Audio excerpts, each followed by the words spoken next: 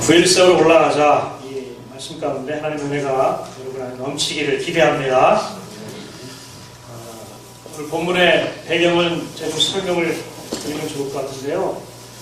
이삭이 아버지의 유산을 가지고 그랄 지방에 이제 살게 됐는데 사실 아브라함과 이삭은 유목민입니다. 그런데 그랄 지방에 가서 골짜기에서 이들이 농업을 하게 됩니다. 그런데 농업 가운데 가장 필요한 게 물이잖아요. 물을 확보해야 되고 또 땅을 확보해야 되고 인력을 확보해야 되는데 이미 아브라함 때에 하나님께서 그런 복을 다 주셔서 아브라함이 거업가 됐습니다. 그 아브라함의 유산을 받은 이삭이 그랄 골짜기에 가서 농업을 하게 되는데 거기서 하나님께서 농업에도 엄청난 부흥을 경험하게 하십니다. 수많은 노비와 양떼와 양식을 갖게 해요. 그런데 세상 사람들은 그렇게 복받은 사람들 보면 어떤 현상이 일어나요? 시기하고 질투하게 됩니다. 그 사실을 알게 된 이 아비멜렉이라고 하는 이 사람이 이삭을 떠나가게 합니다. 여기서 떠나가라. 그래서 이삭이 자기의 소유와 식구들 데리고 아비멜렉 지경에서 멀리 떠나서 이제 거기서 다시 뭘 하게 되는 거예요? 유목을 하게 되는 것 가운데 이야기의 배경이 됩니다. 창세기 26장 17절에 보니까 이삭이 그곳을 떠나 그날 골짜기에 장막을 치고 거기 거류하며 이렇게 시작합니다. 이 유목을 시작해야 되는데 유목을 할 때 가장 필요한 게 뭐냐면 물입니다. 물이 있어야 사는 거죠. 그래서 18절에 보니까 우물들을 다시 받더라 이렇게 합니다. 이게 생존하고 관계 있는 거죠. 물이 있어야 살 수 있고 물이 있어야 기를 수 있고 물이 있어야 자기의 재산을 유지할 수 있는 아주 중요한 생명과 같은 것이기 때문에 그가 우물을 파기 시작했습니다. 첫 번째 우물을 팠을 때 어떤 일이 일어나요? 그랄 지경에 있는 다른 유목을 하는 그 목자들과 다툼이 일어납니다. 이 물이 누구 것이다? 내 것이다? 네 것이다. 우물에 대한 소유권 주장이 일어납니다. 그때 지혜로운 이삭은 이것을 다투지 않고 포기하고 양보하고 자기는 21절에 가니까 또 우물을 팠더라 이렇게 말합니다. 양보를 통해서 자기의 삶의 소유권을 또 갖기를 원합니다. 그런데 그들이 또 다툼으로 이렇게 말합니다. 22절에 이삭이 거기서 옮겨서 다시 우물을 팠더라. 그랬더니 거기서 다투지 아니하였다. 하나님이 번성케 할 것이다 이렇게 말합니다. 이삭은 양보의 사람입니다. 그리고 이삭은 자기의 필요의 우물을 팔 때마다 이 골짜기에 있는 다른 목자들이 시비를 걸어올 때마다 포기하고 새로 우물을 파고 포기하고 우물을 파고 이런 인생을 겪어온 사람입니다. 근데 그 다툴 때의 상황을 좀 생각해보면 우리가 이게 단순히 남의 얘기가 아니라 내 안에 엄청난 이게 은혜가 되고 공감이 될 수 있습니다. 우리가 사업을 하고 또 직장을 경험할 때 이 이삭과 같은 생존의 위기가 올 수 있습니다. 그럴 때 우리의 심정은 무너질 수 있고 또 다투면서까지 그 소유를 내 것으로 인정하고 싶은 게 사람의 근본적인 욕구라고 생각됩니다. 내가 팠으니까 내 거다 이거죠. 내가 수고했으니까 내 소유다라고 하는 그 주장을 반드시 할 수 있는 것이 우리의 또 마음 자세라고 생각합니다. 한 해 여러분 우물을 파시려고 얼마나 고생하셨습니까? 직장에서 아침부터 저녁까지 사업상에서 여러 갈등과 힘든 것 가운데 잠 못 주무시고 또 피곤하고 인간관계 가운데 어려움 속에서 또 내 마음에 여러 가지 걸리는 것들이 있지만 그래도 내가 살아야 되는 이 이삭의 우물과 같은 이런 다툼의 자리 가운데 여러분 얼마나 힘들게 다루셨습니까? 하나님이 여러분의 마음을 다 이해하시고 또 다 함께 하실 것으로 믿으시고 자유하실 수 있기를 주님의 이름으로 부탁드리겠습니다. 이삭의 어려움은 자기의 수고와 노력에 대한 대가가 자기에게 오지 않은 것입니다.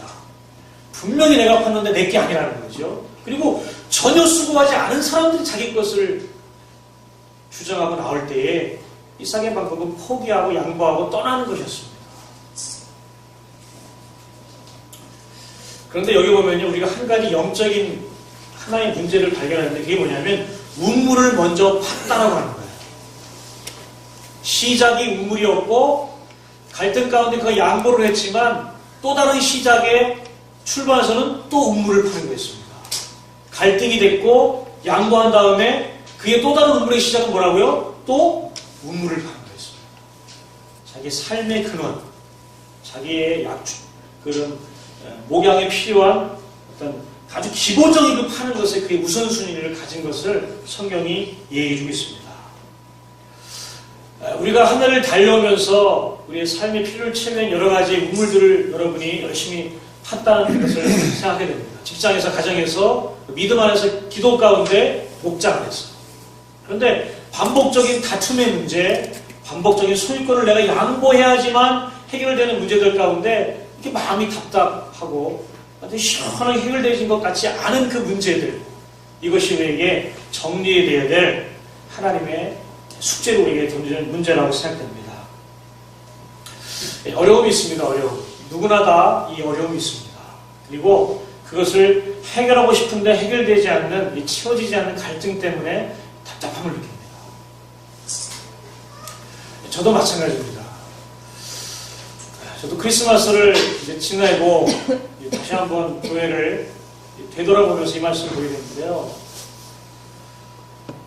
하나님 앞에 내 자신이 까발려지는 것, 벌거벗겨지는 것만큼 힘든 게 없지 않습니까?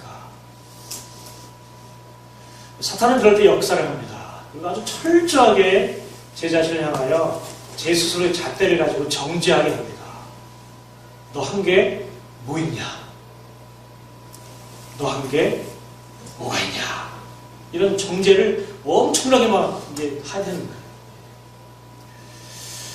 그리고 벌거벗겨지는 순간에 뭐 도저히 참을 수 없는 것들, 그런 것들을 경험하게 됩니다. 그리고 이 잘못된 것들에 대한 화살을 자꾸만 밖으로 돌리게 되는 거예요. 누구 때문에 그렇고, 이것 때문에 그렇고, 이게 없어서 그렇고, 이게 부족해서 그렇고.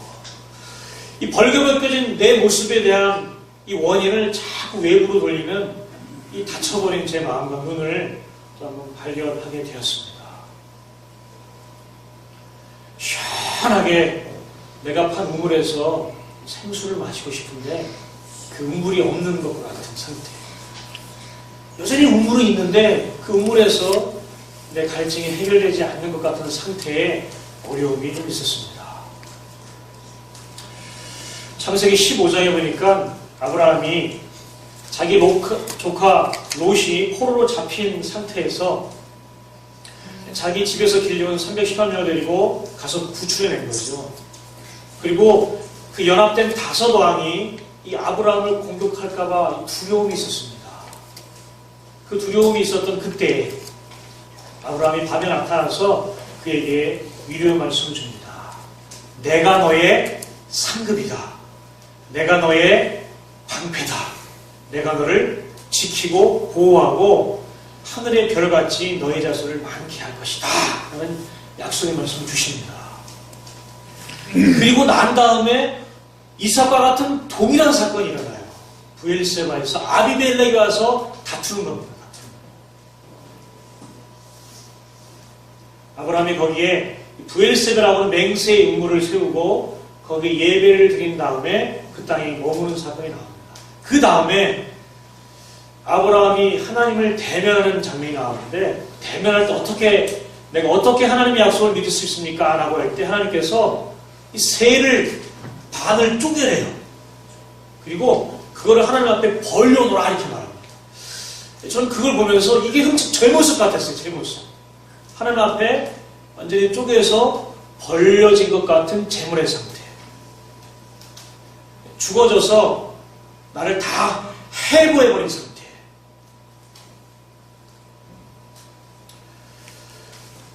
많이 힘들었습니다. 여러분, 자기 자신이 해고된다는 것만큼 힘든 게 없잖아요. 그 뒤에 말씀을 제가 봤습니다.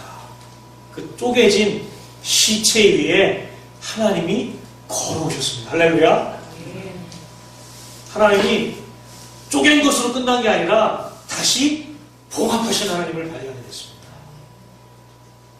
그리고 그 다음에 아브라함에게 하나님이 너의 자손들이 어떻게 될 것이다 라고 하는 예언과 같은 말씀을 400년 이후에 일어날 것을 다 예언해 주세요. 400년 이후에 일어날 것을 말씀. 신신 하나님이 약속의 말씀을 주고 아브라함을 세운 것처럼 저도 일어났습니다. 할렐루야. 제가 들은 말씀 중에 아주 회복의 말씀이냐면 일산에 있는 가장 큰 교회 중에 하나가요. 성도가 6, 7천 명이에요. 6, 7천 명. 저는 성도가 6천 명이 어떤 건지 잘 모릅니다. 그 여름에 있는 선교 한국이라고 하는 프로그램이 있는데 거기에 보통 한 5천 명 이상 모입니다. 많이 모일 때는 뭐 8천 명 모이는데 그런 모임에 한번 가봤어요. 근데 한 예배당에 6천 명이 모이는 것은 최근에 이제 가본 적이 없는데 6천 명이 모이는 교회에 목회자가 이렇게 고백했답니다.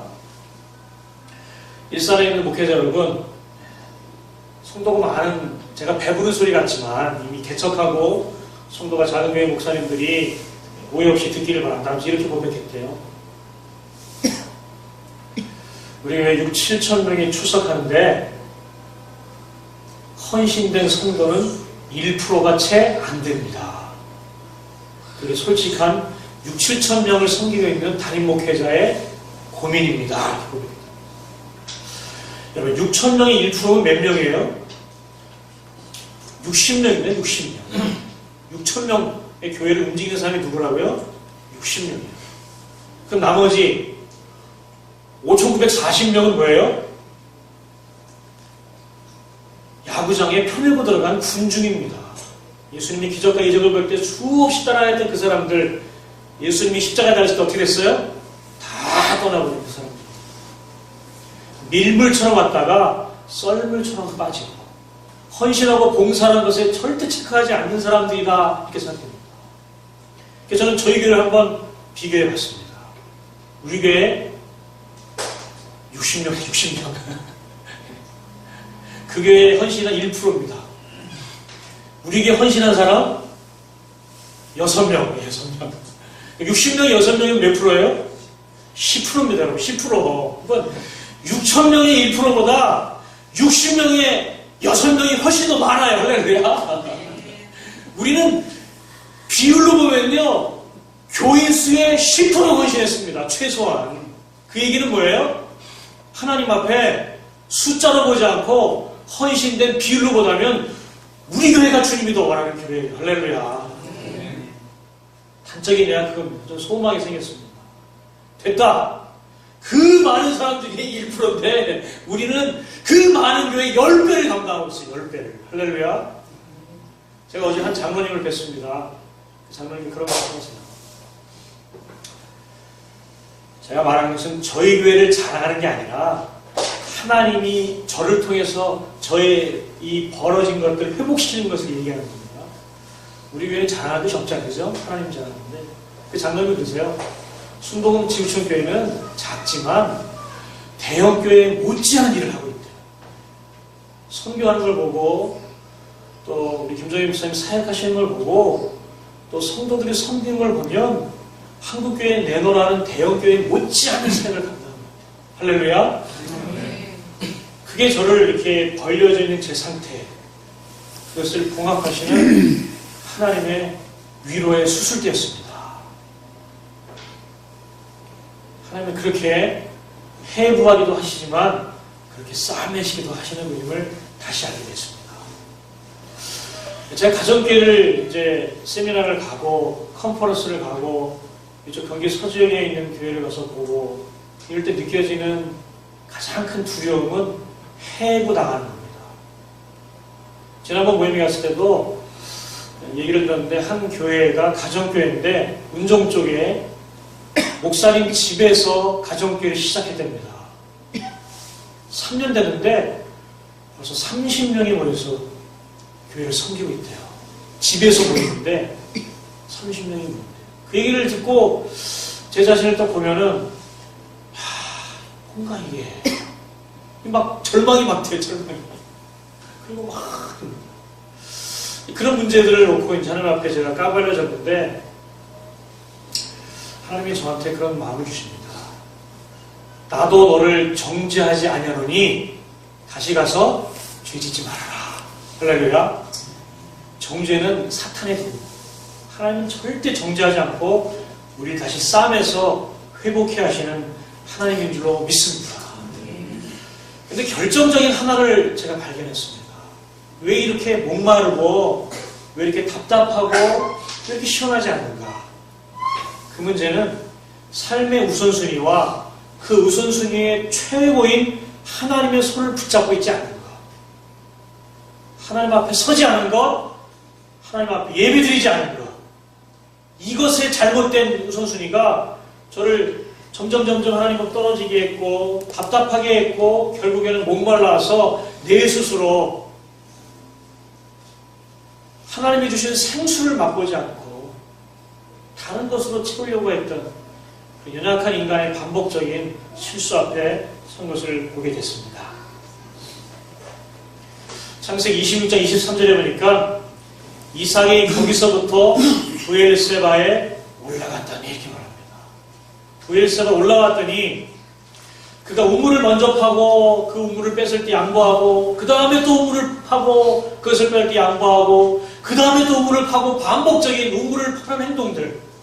그래서 내 갈급함을 채우기 위해서 계속 삶의 필요들을 채우고 재정의 필요를 채우고 사람을 통해서 위로를 받으려고 하는 수많은 우물들을 파고 팠을 때 오는 해결되지 않은 갈증의 문제 가운데 종지부를 줍고 새로운 도전을 합니다. 그게 뭐냐면 브엘세바로 올라간 거였습니다. 브엘세바에 올라와서 그게 한 건 뭐냐면 우물을 파는 게 아니었어요. 그 밤에 어떻다고요? 24절 같이 한번 읽어볼까요? 시작. 그 밤에 여호와께서 그에게 나타나 이르시되 나는 내 아버지 아브라함의 하나님이니 두려워하지 말라. 내 종 아브라함을 위하여 내가 너와 함께 있어 내게 복을 주어 내 자손이 번성하게 하리라 하신지라. 이삭의 시각은 우물이었는데 하나님의 시각은 우물이 아니라 나의 약속을 붙들어라. 나의 약속을 붙들어라. 그리고 25절에 바뀝니다. 이삭이 그곳에 제단을 쌓고 여호와 이름을 부르며 거기 장막을 쳤더니 그 앞에는 뭐예요? 이삭이 우물을 팠다. 이삭이 우물을 팠다. 이삭이 우물을 팠다. 자기의 필요에서 그가 먼저 나서서 우물 파는 게 나타나는데 브엘세바에 올라가서 하나님을 만난 다음에 그의 우선순위가 완전히 바뀌었습니다. 우물이 아니라 하나님이다. 하나님이 우물을 주시는구나. 내가 팠던 우물들 내 것이 아니었구나.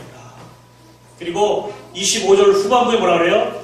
이삭이 그곳에 제단을 쌓고 이삭이 우물을 팠다가 아니라 이삭이 그곳에 예배를 드리고 하나님의 이름을 부르며 거기에 장막을 쳤다는 얘기 뭐예요? 거기서 살았더라 이겁니다. 살았더라.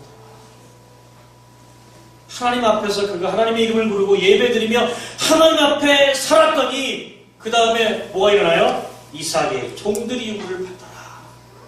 이삭은 자기의 일을 했고 종들은 자기의 일을 했습니다. 정확한 역할이 구분됐어요. 하나님을 찾아서 예배드린 이삭과 우물을 파는 이삭의 종들로 역할 규명이 정확하게 됐습니다. 여기서 저는 결정적인 우리 삶의 우선순위를 발견합니다. 내가 할 일이 무엇이고 하나님이 해주실 일이 무엇인지를 정확하게 규정하는 것, 그리고 그것 가운데 온전히 서서 회복하는 것, 그것이 우리의 인생을 성공케 하신 하나님의 비결인지를 믿게 되었습니다. 저는 제 역할을 다시 발견했습니다. 제가 교회에 올 때 저 하나님이 주신 소망의 말씀이 있었어요. 기도하면서 하나님이 제 마음에 순복음 지구촌교회 성도들이 저를 위로해 주실 것이다. 그 말씀을 몇 번 해주셨어요. 저는 정말 위로받았습니다. 할렐루야. 탈모가 회복되는 현상이 일어났습니다. 그리고 저를 2, 3년 만에 본 사람들 저보고 그래요. 어이 머리가 다 나셨네요. 인사를 드려요. 왜냐하면 뒤에가 막 빠져가지고 막 이렇게 파먹은 것처럼 아주 흉하게 됐거든요. 오죽하면 미용실에 머리 자르러 갔는데 미용사가 다 미시죠. 빡빡으로 밀려. 너무 벽이 흉하다. 근데 지금은 안 그러죠. 할렐루야. 할렐루야. 정말 위로를 받았습니다. 정말 위로를 받았어요. 너무 감사합니다. 근데 언젠가부터 모르게 자꾸 저는 우물을 파는 자리에 가는 거예요. 우물을 계속 파는 거예요. 뭔가 교회를 잘 세우고 싶다라고 하는 거. 우리 가정교회 가는데 가정교회를 정말 잘 세우고 싶다고 하면 자꾸 우물을 파니까 힘들어요. 그리고 저도 아주 이렇게 지쳐버렸습니다. 다시 발견했습니다. 정확한 역할, 내가 할 일이 뭐고 내가 안 할 일이 뭐냐 발견을 했습니다. 할렐루야. 그리고 다시 소망이 생겼습니다. 하나님이 하신다. 부엘사는 어떤 장소냐? 창세기 21장 14절에 보니까 아브라함에게 두 아내가 있었죠. 하갈이라고 하는 종에서 난 이스마엘이 있었고, 또 아브라함의 아내 이삭의 사라에게서 난 이삭이 있었습니다. 그런데 둘이 싸움이 있던 거죠. 그때 하나님께 기도했더니 하나님이 사라의 말을 듣고 하갈과 이스마엘을 내보내라. 그래서 물병 하나 주고 이 하갈과 그 어린 아들 이스마엘이 부엘세바 광야에 내몰리게 됩니다. 사막은 저도 이제 사막을 한번 경험해 봤는데 사막은요 물이 없잖아요. 덥고 쉴 데도 없습니다. 거기에 내몰려서 이제 죽게 되었구나 라고 하는 그 상황에서 이 하갈이 죽게 된 아들을 놓고 저만큼 떨어져서 그 모래밭에 엎드려 가지고 뭘 했냐면 통곡을 합니다. 통곡을 합니다. 할렐루야. 하나님, 저는 죽게 됩니다. 자기 죽게 된 아들을 향해서 엄청나게 통곡을 합니다. 그때 하나님께서 하갈의 눈을 열어주세요. 그리고 물을 발견하게 하십니다. 그 물을 떠다가 자기가 먹고 아들을 살면서 약속의 말씀을 주세요. 내가 이 아들로 인해서 또 큰 민족을 이루게 할 것이다. 할렐루야. 그 약속의 말씀을 받은 게 이게 부엘세바 광야입니다. 두 번째로는요, 아브라함이 부엘세바에 에셀나무를 심고 거기서 영원하신 여호와 이름을 불렀으냐. 같이 한번 읽어볼까요? 시작.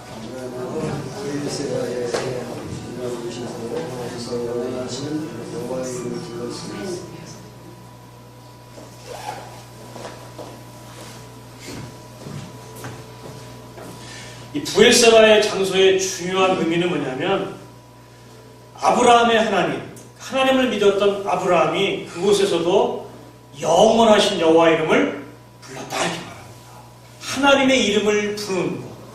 거기 가면 하나님이 나의 어려움을 보고 나의 통곡을 들으시며 응답해 주신 것. 나의 눈을 열어서 내 갈증을 해결한 물을 보게 하신 것. 나의 맹세 가운데 증이 되어 주신 것. 이런 게 바로 부엘세바의 의미가 아닌가 그렇게 생각합니다. 저는 이 부엘세바의 의미를 제 자신에게 한번 적용했습니다. 나는 이 순복음 지부촌교회의 목사로 갔다. 목사의 역할은 초대교회처럼 말씀과 기도에 전무하는 것이다. 그리고 나는 목자들의 목자가 되어서 목자를 향해서 예수님처럼 생명을 다해 섬기는 그런 일을 하는 것이다. 목자와 목녀는 목원들을 향해서 최선을 다해서 목회를 하는 것이다. 그리고 목원들은 주변에 있는 사람들을 정말 구원의 은혜의 예수 그리스도에 오도록 초청하고, 그래서 교회가 영혼을 구원해서 제자 삼는 것에 나아가는 이 방향성 가운데 서게 하는 것이다. 저는 사실 인정받고 싶은 게 많이 있습니다. 한 명 한 명에게 잘한다는 소리 듣고 싶어요. 지난주 설교를 끝난 다음에도, 크리스마스 설교 끝난 다음에도 어떤 분이 저한테 너무 은혜 받았다 그래요. 감사했습니다. 주님 앞에 한번 내려놔 봤어요. 그래도 저는 주님, 설교를 좀 잘하는 것 같지 않습니까? 제 마음에 그런 말이 있어요. 그게 뭐가 중요한데? 네가 설교 잘하는 게 뭐가 중요하냐? 말씀 듣고 성도들이 하나님을 만나고 삶이 변하는 게 중요하지, 내가 설교 잘해서 은혜 받는 게 그게 뭐가 중요하다? 하나도 안 중요해요. 하나도 안 중요해요.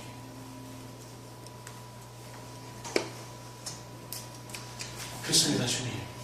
중요한 건 성도들이 말씀에 녹아지는 거예요. 삶이 바뀌고 생각이 바뀌고 우선순위가 바뀌어서 그 하나님 이름 부르고 내 눈 열어서 마실 물 보게 하신 그 하나님 앞에 서게 하는 거. 그게 중요한 거지. 내가 뭐 말씀 잘 전해서 은혜를 받았다고 얘기 듣는 거 전혀 중요하지 않은 거 다시 발견했습니다. 그게 VS가입니다. VS가. 거기에 올라가서 주님을 만날 때 하나님 역사할 줄로 믿습니다.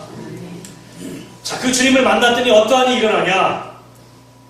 26절에서 29절 길긴 하지만 하나님을 만난 사람들, 또 하나님의 약속을 받은 사람들에게 하나님이 신실한 약속을 성취해주는 그 대목입니다. 같이 한번 읽어볼까요? 시작. 아비멜렉이 그 친구 아비웃과 군대장관 피골과 더불어 그랄에서부터 이삭에게로 온지라. 이삭이 그들에게 이르되 너희가 나를 미워하여 나에게 너희를 떠나게 하였거늘 어찌하여 내게 왔느냐. 그들이 이르되 여호와께서 너와 함께 계심을 우리가 분명히 보았으므로 우리의 사이 곧 우리와 너 사이에 맹세하여 너와 계약을 맺으리라 말하였느라.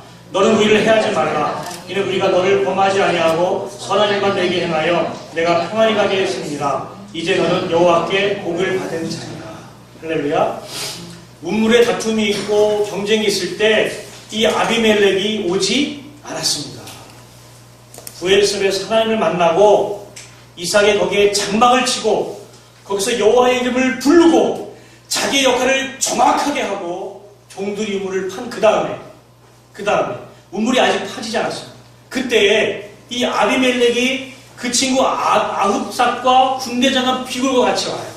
왜 왔을까요? 두려워서 왔습니다. 두려워서. 하나님을 만나고 거기에 장막 친 이 이삭을 보고서 두려움 때문에 왔습니다. 29절 보세요. 너는 우리를 해하지 말라.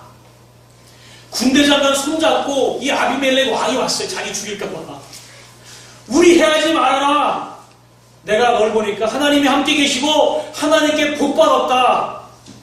내가 옛날에 너 이렇게 잘한 거 좀 봐줘라. 그러면서 일종의 뭐예요? 국가 조약을 맺자 그 얘기하는 겁니다.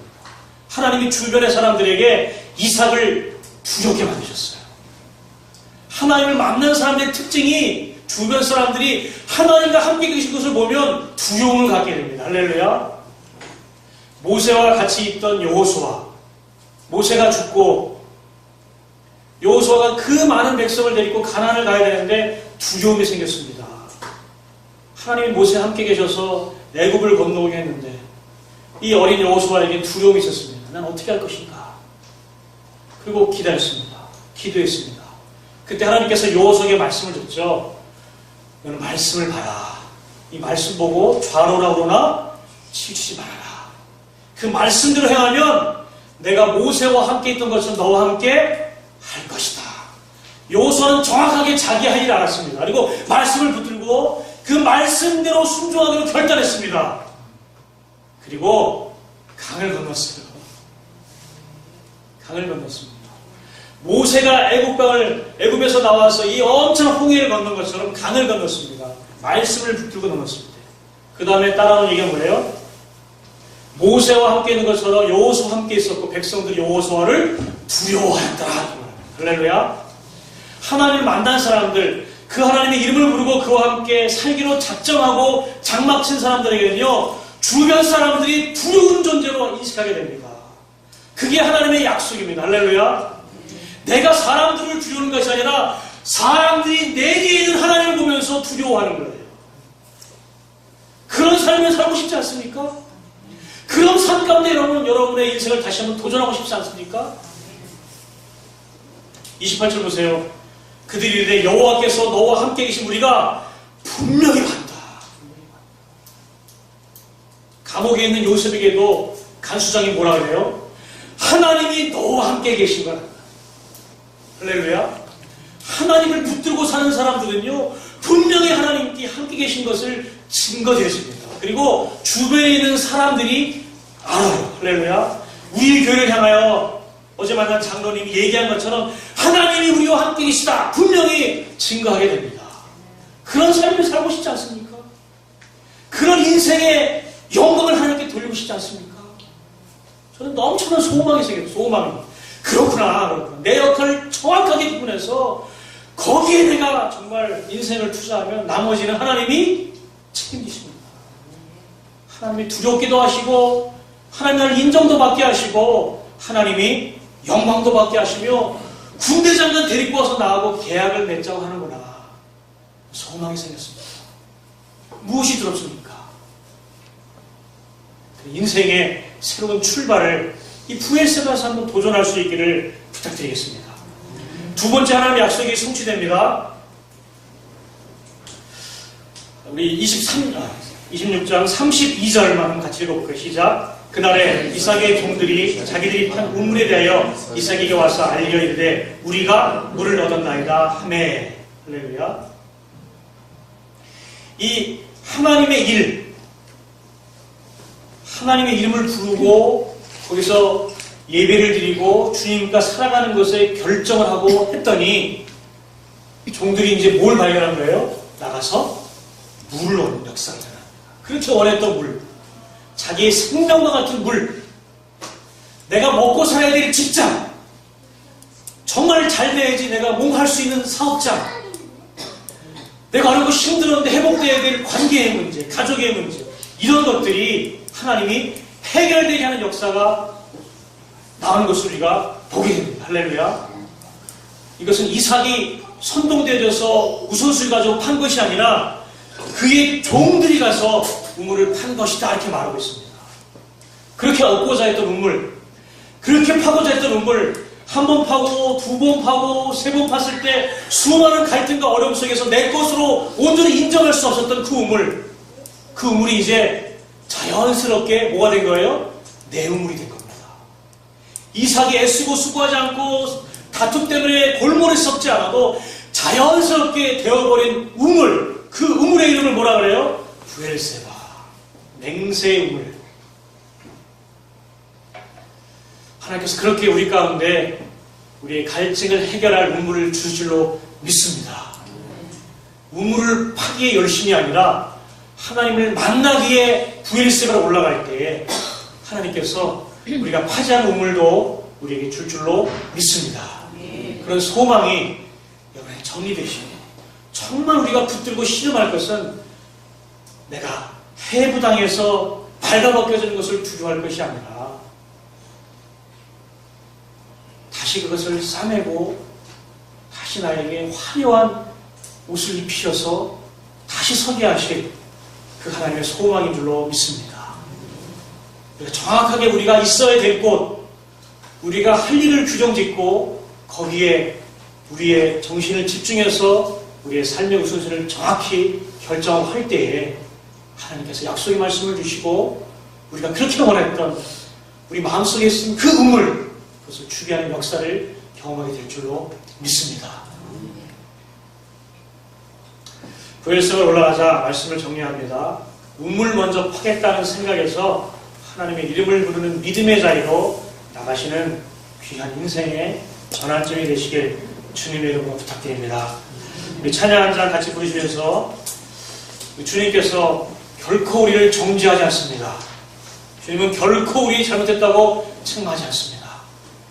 우리 스스로 우리 자신을 볼 수 있고 그럴 때 주님은 싸매시고 나와 함께 같이 가자고 우리 손을 잡으시는 분입니다. 나를 향해 정죄하고 남을 향해 정죄하고 교회를 향해 손가락질은 모든 것들은 사탄의 속임수입니다. 그래서 과감하게 믿음으로 내려놓고 하나님의 싸매시고 하나님의 옷 입히시고 벌거벗겨진 가늠하다 현장에 잡힌 여자의 옷을 입히시며 나도 너를 정죄하지 않으니 다시 그래서 죄짓지 말라는 그 하나님의 따스한 옷 입혀주심을 한번 입으시고 그분의 손을 붙잡고 달려가셔서 부엘세바의 하나님을 경험하시기 주님의 이름으로 축복합니다.